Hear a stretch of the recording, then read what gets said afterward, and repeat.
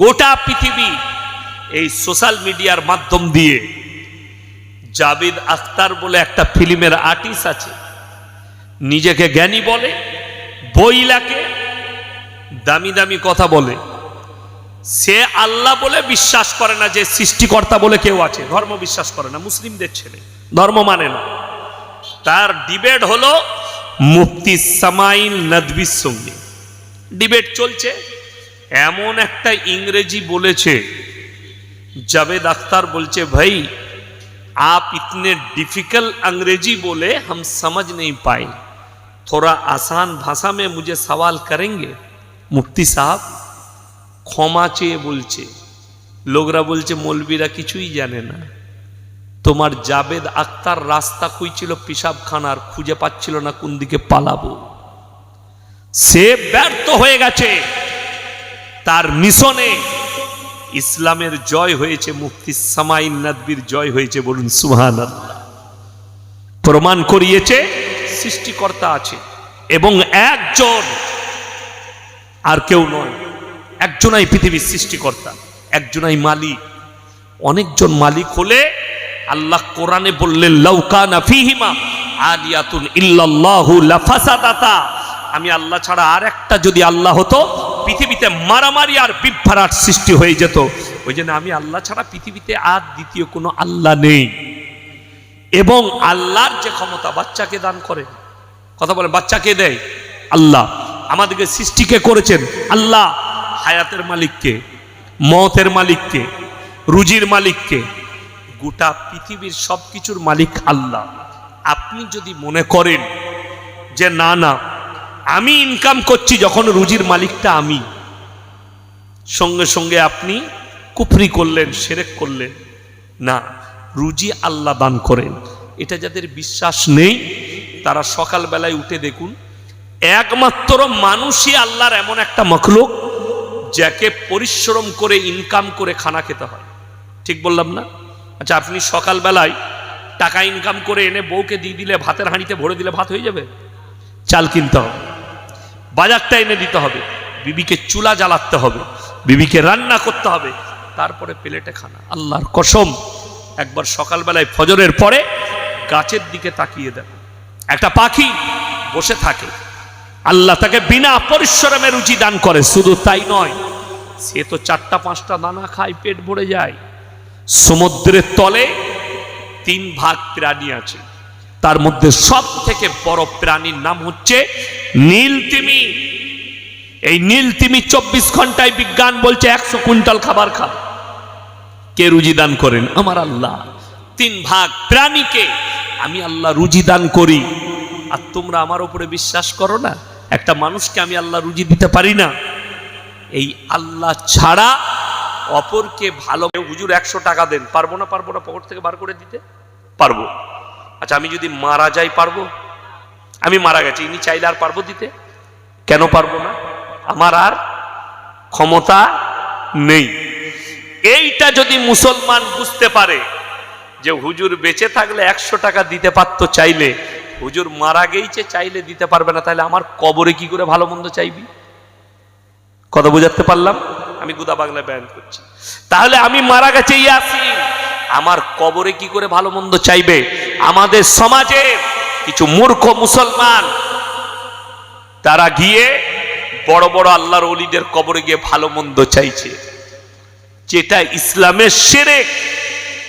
ভালো মন্দ দেনেওয়ালা আল্লাহ, পৃথিবীর কোনো মৌলবি মোল্লা পীর ফকির নয়, কোনো গাছতলা নয়। চলুন আপনাকে বুঝাই। আমরা নামাজে সূরা ফাতিহা পড়তে হয় না? হয় না? পড়ি। ইয়াকা নাবুদু ওয়া ইয়াকা নাস্তাইন। আল্লাহ তুমি ছাড়া কারো উপাসনা করি না, আল্লাহ তুমি ছাড়া কারো কাছে ভালো মন্দ চাই না। এখন একটা উদাহরণ শুনেলেন। এই গ্রামে চকলেট বিস্কুটের দোকান আছে না নেই? আছে। সকালবেলায় উঠলেন, আপনার ভাইয়ের দোকান, আপনার চাচার দোকান, আপনি যাচ্ছেন, চাচার দোকান বাদ দিয়ে আপনি বিস্কুট কিনছেন অন্য পাড়ায় নরেনের দোকানে। ঘরের পাশেই চাচার দোকান আছে, আপনি কিন্তু চাচার দোকানে মারলেননি, লিখছেন নরেনের দোকানে। দুটো মানে দাঁড়াবে, হয় চাচার কাছে মাল ফুরিয়ে গেছে, তা না হলে চাচার সঙ্গে আপনার ঝামেলা আছে, ঠিক কি নাই? দুটোর মধ্যে একটা কারণ হবে, তা না হলে চাচার কাছে মাল নিবেন। যারা আল্লাহকে বাদ দিয়ে গাছতলা, ছাঁচতলা, ঢিপি, মাজারে গিয়ে চাইছে, দুটো কারণ, হয় আল্লাহর কাছে মাল ফুরিয়ে গেছে, তা না হলে আল্লাহর সঙ্গে তোমার ঝামেলা চলছে। তা না হলে নামাজের পার্টিতে বলতে, আল্লাহ তুমি রুজির মালিক, আল্লাহ তুমি বরকত দাও, আল্লাহ তুমি সন্তান দান করো। আমি চ্যালেঞ্জ ছুড়ে বললাম, বাড়িতে গিয়ে মানে কোরআন থাকলে খুলবেন, সূরা আল ইমরানের প্রথম পৃষ্ঠা, ওয়াল্লাযী ইউসাউবিরুকুম ফিল আরহামি কাইফা ইয়াশা লা ইলাহা ইল্লা হুয়াল আজিজুল হাকীম। মায়ের গর্ভে তো বাচ্চা আমি আল্লাহ দান করি, আমার ইচ্ছা মতো, আমার পছন্দ মতো আমি দান করি, আমি আল্লাহ কারোর পরামর্শে কাজ করি না। তাহলে ইয়াসিন সাহেব তাবিজ দিয়ে দিল আর বলল আমার তাবিজে বেটা ছেলে হবে, আর তুমি বিশ্বাস করলে, শিরিক না। আপনি ভেবে দেখুন সমাজের অবস্থা, নামাজ পড়ে না, রোজা রাখে না, দিনদার নয়, বাড়িতে ইসলামের পরিবেশ নেই, লাখ লাখ টাকা ইনকাম করে, 2 মাস বাজার খারাপ যাচ্ছে, সেই ব্যক্তি মসজিদে এসে ইমাম সাহেবকে বলছে, হুজুর একটা তাবিজ দেন তো বরকতের। আপনি ভেবে দেখুন, আপনার মাসে 1 লাখ ইনকাম, আপনার মসজিদের ইমামের মাসে 5,000 টাকা বেতন, তাবিজটা আপনার প্রয়োজন হবে না হুজুরের? হুজুরের আগে প্রয়োজন, আপনার নয়। আচ্ছা বলুন তো, এরকম বোকা লোক আছে যে নিজে বড় লোক না হয়ে লোককে বড় লোক করবে? আমি নয়, অন্য মৌলবি হতে পারে, আমি কিন্তু নয়। আমি আগে নিজে চাইবো নিজে বড় লোক হয়, তারপরে লোককে করব। এটা প্রত্যেকটা মৌলবি। আমার তাবিজে আপনার দোকানে বরকত হবে, আর আমি ইয়াসিন 12,000 টাকা বেতন পাচ্ছি, আমার বরকত নাই কেন? আমার বন্ধুগণ, আমার ভাই, মাথায় ভরেলেন, বরকত তাবিজটা তখন কাজে লাগবে যখন আপনি 5 ওয়াক্তের নামাজি। যদি বলেন হুজুর কেমন করে, ও তাবিজু লাগবে না।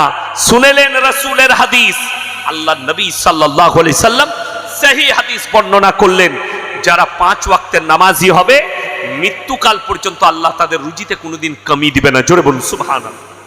রাসূলের হাদিস, যারা আল্লাহর রাস্তায় দিনের পথে থাকবে, মৃত্যুকাল পর্যন্ত আমি আল্লাহ তাদেরকে ইজ্জতের রুজি দান করবো। জোরে বলুন সুবহানাল্লাহ। আর আপনি বরকত খুঁজে বেড়াচ্ছেন, নামাজে বরকত ঢুকে আছে। এরপর অনেক গরিব মানুষ বলবেন, হুজুর বরকত তো, খাবার তো পাচ্ছি, ভালো মন্দ পাচ্ছি না। আচ্ছা আপনি বলুন, একটা গরিব মানুষ, সে খায় প্রত্যেক দিন আপনার শাক আর ভাত, আর একটা বড় লোক কিন্তু সে মাল সুদখোর, সে খায় খাসির মাংস, কোন খাবারটা আল্লাহর কাছে মকবুল? খাসিটা না আর সবজিটা? সবজিটা। তাহলে আপনি এটা বলছেন, যেটা জুটবে হালাল যেন হালাল হয়, খাবার যেন হালাল হয়। কেন জানেন? দোয়া কবুলিয়াতের প্রথম শর্ত হচ্ছে হালাল খাবার। নবীজি সাল্লাল্লাহু আলাইহি সাল্লামের হাদিস, তোমরা তোমাদের সন্তানের মুখে হালাল খাবার তুলে দাও, যারা হারাম খাবার তুলে দিবে সেই সন্তান নেক হতে পারে না। চেষ্টা করুন সন্তানের মুখে ডাল আলু, ইমানদারির সঙ্গে বলুন। আপনাদের এখানে চায়ের দোকান আছে তো? গ্রামে বাজারে চায়ের দোকান আছে। সকালবেলায় একটা সুদখোর মারা গেছে, পাক্কা সুদখোর, গোটা গ্রাম দেশের লোক জানতো সুদ খায়, সেই লোক মারা গেছে। সে চায়ের দোকানে তার বেটা বসে আছে। আচ্ছা, সে বুক ফুলিয়ে বলতে পারবে আমার আব্বা হালাল খাইয়ে মানুষ করেছে? বলতে পারবে না, লজ্জা হবে তার, একথা বলতে পারবে না। আর একটা লোক সবজি বিক্রি করে, সকালবেলায় গিয়ে দেগঙ্গা বাজারে, স্বরূপনগর বাজারে আলু বিক্রি করে। লোকটা বেটা দিকে একটা বাড়ি করে দিয়েছে, তাছাড়া কিছুই দিয়ে যেতে পারেনি। তার বেটা চায়ের দোকানে গর্ব করে বলবে আমার আব্বা কিছু না দিয়ে যেতে পারে, আমাদেরকে হালাল খাইয়ে মানুষ করেছে, এটা বুক ফুলিয়ে বলতে পারবে, ঠিক কিনা? তাহলে মূল্যটা কার বেশি হিসেব করুন। রুজি বলে দিয়ে ইজ্জতের কাকে বলে? মৌলবীদের বেতন সব থেকে কম সমাজে, ঠিক বললাম না? কিন্তু খাবার দস্তরখান সব থেকে ভালো আমাদের, ভালো নয়? কথা বলে ভালো। জলসায় গিয়ে বক্তারা মজমায় খায়, না শ্রোতারা মজমায় খায়। শ্রোতারা, বক্তারা কোথায় খায়? কামরায়, দস্তরখানে, প্লেট আলাদা, সবকিছু আলাদা। এটা আল্লাহর তরফ থেকে, আল্লাহ রসুলের হাদিস। আল্লাহর রাস্তায় দিনের পথে যারা থাকবে আল্লাহ তাদেরকে ইজ্জতের রুজি দান করবে। আপনি আজকে যে তাবাররুকটা খাবেন, আপনাকে বলে দিই, বাড়িতে আপনি যা খান, দেশি মুরগি, পোলাও যা খাবেন খান। একদিন খালি এলাকায় কোনো মাদ্রাসা থাকলে আপনি যান, সেই মাদ্রাসায় গিয়ে খালি ঘ্যাঁট খেয়ে আসুন। ঘ্যাঁট, পুঁই শাক আলু দিয়ে ঘ্যাঁট করে দিয়েছে, একটু ডাল দিয়ে দিয়েছে। অনেক বড় লোক বলে, কি করে রাঁধলে হুজুর, দারুণ মজা তো। আর গিয়ে বউকে রাঁধতে বলো, মজা হবে না। ওই মজাটা, ওই টেস্টটা হচ্ছে এখলাসের। কিসের বললাম? এখলাস, হালাল এখলাস। আপনি মনে করেন না আমি বর্ধমানের মানুষ বলে আপনাদের 24 পরগনার সঙ্গে আমার সম্পর্ক নেই। আপনাদের এখানেই বাদুড়িয়ায় কলিঙ্গায় একটা মাদ্রাসার আমি ডাইরেক্টর, মাদ্রাসাটা আমি চালাই। ওখানে মাদ্রাসা আছে কলিঙ্গাতে, মাদ্রাসা তাজবিদুল কোরআন কলিঙ্গা। এতিম মিসকিন বাচ্চা থাকলে আপনি পাঠাবেন, আমার নাম করবেন। মিজান ভাই আছেন, দায়িত্ব দিয়েছি, মিজান ভাই চালাচ্ছেন। আমি সবকিছু দেখভাল করি। একদম কেউ নেই, মা বাপ নেই, আপনাকে 1 টাকা লাগবে না, আপনি বাচ্চাকে পাঠান। আপনার ছেলে মানুষ করে দেবো, হাফেজে কোরআন করে দেবো, আলেম করে দেবো। এই মাদ্রাসার দায়িত্ব নিয়েছেন। বর্ধমানে আরো একটা মাদ্রাসা মেয়েদের করছি, স্কুল এবং নার্সারি স্কুল থেকে একবারই মলনা ফারাগাত পর্যন্ত কাজ চলছে বিল্ডিং এ। দোয়া রাখবেন। চলুন, আমি যেটা বুঝাচ্ছি আপনাদিকে, হালাল খাবারে জান্নাত আছে, হারাম খাবারে জান্নাত। আচ্ছা বলুন, যে লোকটা ডাল আলু খেয়েছে সে তাড়াতাড়ি মারা গেছে? কথা বলে না? মৃত্যু কার হাতে? আল্লাহর হাতে। যে লোকটা ভালো মন্দ খাচ্ছে সে আর মরবে না? আপনাদের জানা নাই, মাইকেল জ্যাকসনের নাম শুনেছেন? পৃথিবীর বিখ্যাত ড্যান্সার, ব্রেক ড্যান্সার। তার মতো ড্যান্সার এখনো পয়দা হয়নি। বিখ্যাত ব্রেক ড্যান্সার, একটা স্টেজ শো করতো, 60 কোটি, 70 কোটি, 50 কোটি করে টাকা নিত। তার কাছে এত টাকা, সে বলেছিল আমি 150 বছর বাঁচব, আমাকে কেউ রুখতে পারবে না। তার 50টা ডাক্তার ছিল, শুধু তার বডির প্রত্যেকটা পার্সের ডাক্তার ছিল তার কাছে, সব সময় চেক আপ হতো। আজকে আমরা করোনা এলো, করোনার সময় আমরা মাস্ক পরেছি না পরিনি? Hand gloves, mask. Michael Jackson তার নিজের যুগে কখনো কারুর সাথে ডাইরেক্ট খালি হাতে হ্যান্ডসাপ করেনি, হাতে গ্লাভস পরে। ডাইরেক্ট বেশি কথা বলেনি, মাস্ক পরে কথা বলতো। মশারি এবং ভেন্টিলেশন ঘরে শুতো, সে ঘুমাতো, তার পাশে 10 জন ডাক্তার জেগে থাকতো, তার ঘুমটা খালি করত। 50 বছরই পটল তুলে দিয়েছে। 150 তো দূরের কথা, 100 দূরের কথা, 60 দূরের কথা। 50 বছর বয়সে আল্লাহ তাকে মৃত্যু দিলেন, আর পৃথিবীকে দেখালেন কেউ নিজের ইচ্ছায় পৃথিবীতে বেঁচে থাকতে পারবে না আমার আল্লাহর ইচ্ছা ছাড়া। একটা মানুষের 1 মিনিট ক্ষমতা নেই যে আমি নিজের ইচ্ছায় বেঁচে থাকি। আমার আল্লাহর ইচ্ছায় যতগুলো জানদার আছে সবাই আমরা বেঁচে আছি। কার ইচ্ছায় বললাম? আল্লাহর ইচ্ছায়। তো আল্লাহ তাআলা আপনার কাছে কি চেয়েছেন? ভালো কর্ম চেয়েছেন, ভালো কর্ম, ভালো কাজ। এরপরে আমি বলছি 3টে সাদকা জীবনে করে যাবেন, 3টে সাদকা রেখে যাবেন, কিয়ামতের সকাল পর্যন্ত কবরে শুয়ে শুয়ে নেকি পাবেন। জোরে বলুন সুবহানাল্লাহ। কটা সাদকা বললাম? 3টে। নাম্বার 1, নেক সন্তান। কি সন্তান বললাম বাবা? নেক সন্তান। আপনি মরে যাওয়ার পরে সেই ছেলে আপনার কবর জিয়ারত করবে, সেই ছেলে আপনার জন্য দোয়া করবে, সেই ছেলে দান করবে। আজকে দুঃখ কি লাগে জানেন? বাপ মারা গেছে, বেটা ফজরের পরে মসজিদের দরজায় দাঁড়িয়ে আছে। হুজুর বেরুলো, কি ব্যাপার? হুজুর আমার আব্বার কবরটা জিয়ারত করে দিতে হবে। সে বেচারা জানে না জিয়ারত করতে আপনি কি সন্তান রেখে গেলেন? ইয়াসিনকে দাওয়াত দিবেন, ঠিক আছে, আমার বাপের কবর জিয়ারত করে দেন। আমি গেলাম, দোয়া করে দিয়ে চলে এলাম, জিয়ারত করে দিলাম। কিন্তু ভেবে দেখুন, একটা নেক সন্তান নামাজের পাটিতে সালাম ফিরার পরে আল্লাহর কাছে হাত তুলে বলবে, ওগো আল্লাহ, আমার আব্বাজি তোমার কাছে চলে গেছে, তোমার পেয়ারা হয়ে গেছে, আমার আব্বা খুব ভালোবাসে, খুব ভালো ছিলেন, আমার আব্বাকে ক্ষমা করে দাও। রেওয়ায়েতে আছে চোখের পানিটা গালে গড়ানোর আগে আল্লাহ দোয়াকে কবুল করবেন। জোরে বলুন সুবহানাল্লাহ।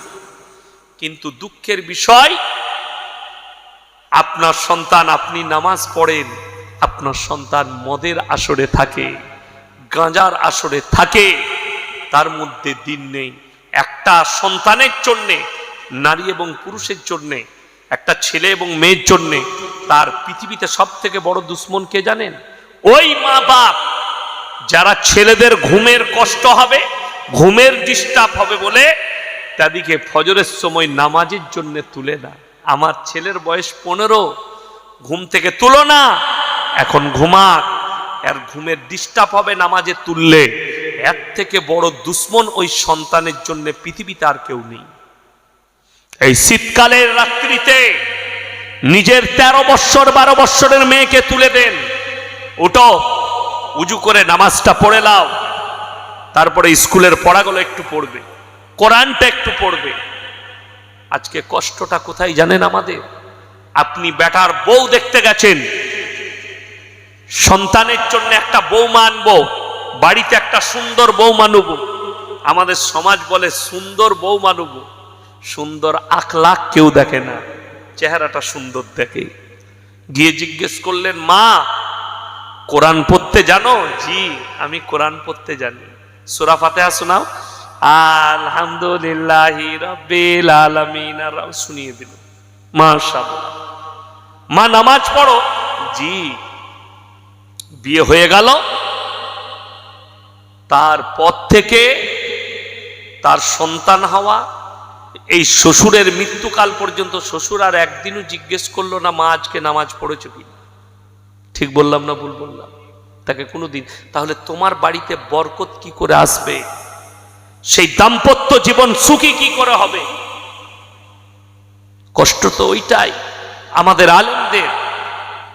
আপনি নবীজি সাল্লাল্লাহু আলাইহি সাল্লামের উম্মত নিজেকে বলছেন। নম্বর 1, নেক সন্তান তৈরি করুন, এটা একটা বহুত বড় সাদকা, নবীজি বলেছেন, হাদিসে আছে। নম্বর 2, বেঁচে থাকতে থাকতে নিজের জন্য সাদকা করে যান। মসজিদ, মাদ্রাসা, আল্লাহর রাস্তায় যেখানে দ্বীনের কাজ হবে, যেখানে দ্বীনি আলোচনা হবে, এই সব জায়গায় টাকা খরচ করুন।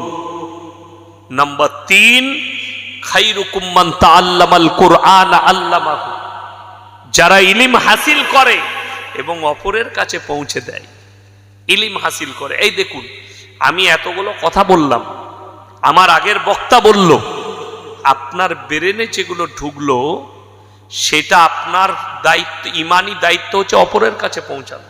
আপনি যখনই অপরের কাছে পৌঁছাবেন, আপনার পরিবার, আপনার বন্ধু, আপনার প্রতিবেশী, আপনার আত্মীয়, তার কাছে পৌঁছাবেন, আপনিও নেকি পাবেন, আমিও নেকি পাবো। সে আবার সেই কথাটা কারো কাছে পৌঁছাবে, আপনি নেকি পাবেন। এ মারাত্মক সদকা, মারাত্মক সদকা। আর কোরআনে আছে, ইন্নাল মুবাদ্দিরিন কানু ইখওয়ানাশ শায়াতিন ওয়া কানাশ শাইতানু লিরাব্বিহি কাফুরা, যারা অপব্যয় করে তারা শয়তানের ভাই। বিসমিল্লাহ। অপব্যয়কারী হচ্ছে শয়তানের ভাই। অপব্যয় কাকে বলে? আল্লাহ আপনাকে হালাল টাকা দিয়েছে, ব্যবসা করছেন, খেতিবাড়ি করছেন, আপনি হালাল ইনকাম করছেন, সেই টাকাটা নিয়ে মদ, গাঁজা, জুয়া, আফিং, হিরোইন, নারীবাজি, গান বাজনা ইত্যাদি ইত্যাদি। আল্লাহ বললেন এরা হচ্ছে শয়তানের ভাই, শয়তান জাহান্নামে যাবে, এরাও জাহান্নামে যাবে। অর্থাৎ আপনাকে আল্লাহ যে টাকা দিয়েছে ওইটা একমাত্র আল্লাহর রাস্তায়, দ্বীনের রাস্তায় এবং নিজের জন্য খরচ হবে, নিজের জন্য। কোরআনে সূরা বাকারার প্রথমেই আছে, আলিফ লাম মিম যালিকাল কিতাবু লা রাইবা ফীহি হুদাল লিল মুত্তাকিন। আল্লাযীনা ইউমিনুনা বিল গায়ব ওয়া ইউকিমুনাস সালাহ ওয়া মিম্মা রাযাকনাহুম ইউনফিকুন। আমি যে রিজক দান করেছি সেখান থেকে তোমরা ব্যয় করো, হালাল টাকা থেকে ব্যয় করো, নিজের জন্য খরচ করুন হালাল টাকা, প্রতিবেশীর জন্য, আত্মীয় স্বজনের জন্য, মাদ্রাসা মসজিদের জন্য, কোরআনের জন্য, দ্বীনের রাস্তায় খরচ করুন। আমার বন্ধুগণ, আমি অনুরোধ করব, আপনারা অনেক কষ্ট করে এই মাজমা দিয়েছেন।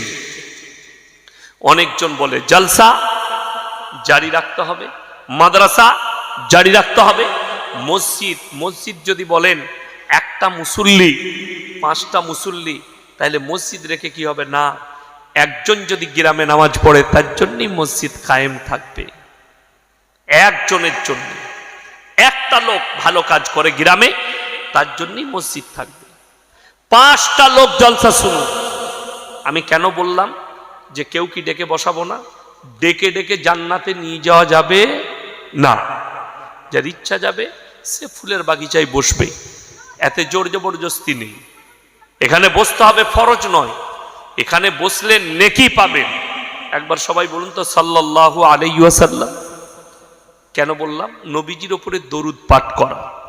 একবার দরুদ পড়লে 10 বার আপনার উপরে রহমত বর্ষিত হবে। আর একবার বলুন সাল্লাল্লাহু আলাইহি ওয়াসাল্লাম। 10 বার পড়লে 100 বার। ওই জন্য আমার বন্ধুগণ, এই মজমাকে টিকিয়ে রাখার জন্যে, আগামী বৎসরের জন্যে কোন আল্লাহর বান্দা আছেন একজন যে 5টি হাজার টাকা দিবেন? কেউ যদি থাকেন একজন আল্লাহর বান্দা, হাত তুলেন। কে আছেন? 5টি হাজার টাকা দিবেন আগামী বৎসরের জন্যে, কিংবা মাইকের পয়সা দিবেন, প্যান্ডেলের পয়সা দিবেন। এরকম যদি আল্লাহর বান্দা কেউ থাকেন, শীতের রাত্রি, আমার ভাই আমি বুঝতে পারছি আপনারা যারা বসেছেন তাদের জন্য আমি মুসাফির মানুষ দোয়া দেব, দোয়া করব আপনাদের জন্য, যে এত শীতকে উপেক্ষা করে আপনারা বসেছেন।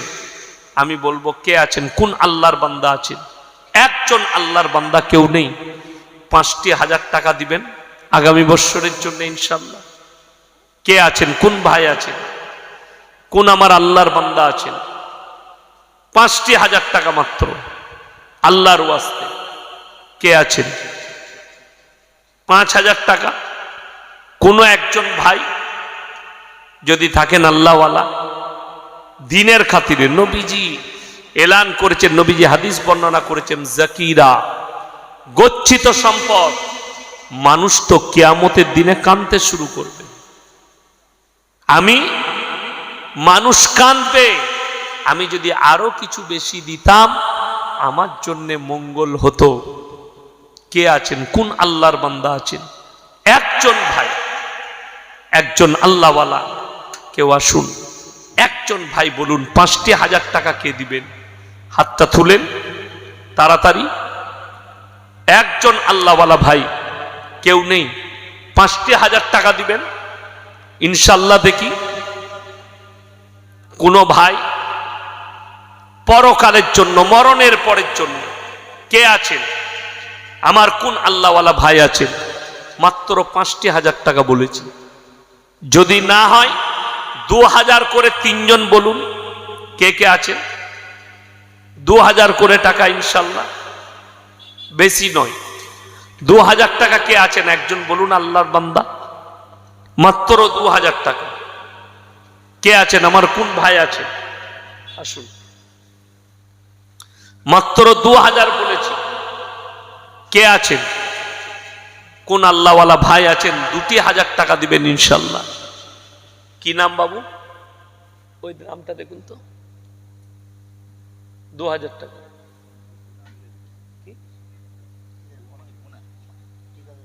ওর নাম বুনাই? সেই ভালো। আচ্ছা, জামাই বললেই হবে। আচ্ছা ঠিক আছে। কই আপনি এদিকে বসুন। ভাই 2 নম্বর কে আছেন? 2000 টাকা। একজন হয়েছে, আর একজন 2000